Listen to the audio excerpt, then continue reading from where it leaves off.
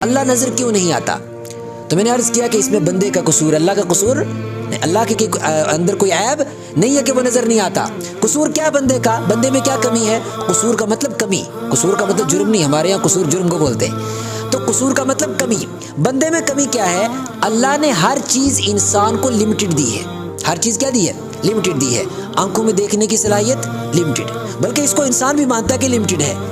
اسی لیے تو جب انسان کو اس نظر سے زیادہ کچھ دیکھنا ہوتا ہے تو مشینوں کا استعمال کرتا ہے اور بہت باریک باریک چیزیں پھر دیکھتا ہے۔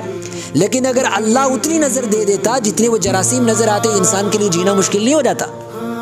اس لیے اللہ نے کیا کیا؟ خلق کل شیء فقدرہ، اللہ نے ہر طاقت کو، ہر صلاحیت کو بنایا اور ایک اندازہ مقرر کیا کہ آنکھوں میں دیکھنے کی طاقت اتنی رکھنی ہے، بس اس سے زیادہ نہیں رکھنی، ٹھیک۔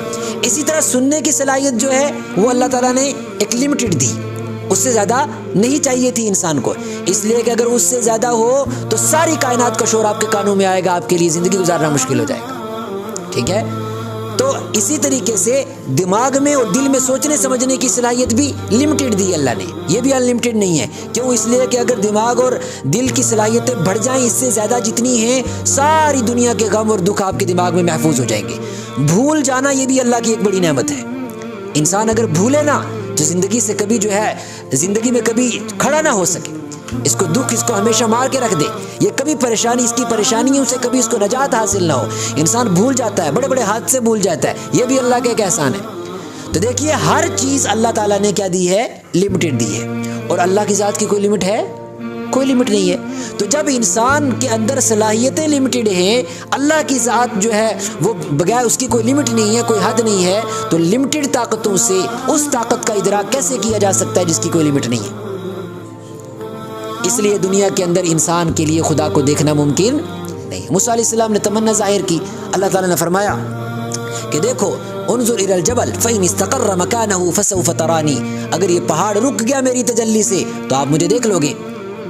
فلما تجلی ربہ للجبل، جب اللہ کی تجلی ہوئی اس پہاڑ پر، فلما تجلی ربہ جعلہ دکا، اللہ نے اس پہاڑ کو بالکل سرما بنا دی، جل کے خاک ہو گیا، راکھ ہو گیا۔ وخر موسیٰ صعقا، اور موسیٰ علیہ السلام بے ہوش ہو کر گر گئے۔ فلما افاقا، جب موسیٰ علیہ السلام کو ہوش آیا تو موسیٰ علیہ السلام کو یہ احساس ہوا کہ میرے پاس وہ صلاحیتیں نہیں ہیں، میرے پاس وہ صلاحیتیں نہیں ہیں۔ فلما افاقا، جب موسیٰ علیہ السلام کو ہوش آیا، قال، انہوں نے کہا سبحانک تبت الیک، اللہ تیری ذات بڑی پاک ہے، عیب مجھ میں ہے تجھ میں نہیں ہے۔ سبحانک، تیری ذات پاک ہے، عیب مجھ میں ہے تجھ میں نہیں ہے۔ انی تبت الیک، میں توبہ کرتا ہوں اپنے اس مطالبے پر جو میں نے آپ کے سامنے رکھا۔ تو معلوم ہوا کہ خدا کا نظر نہ آنا یہ کس کا عیب ہے؟ انسان کا عیب ہے۔ یہی وجہ ہے کہ اللہ دیدار کروائے گا، ایسا نہیں کہ اللہ کا دیدار ہو ہی نہیں سکے گا، اللہ دیدار کروائے گا۔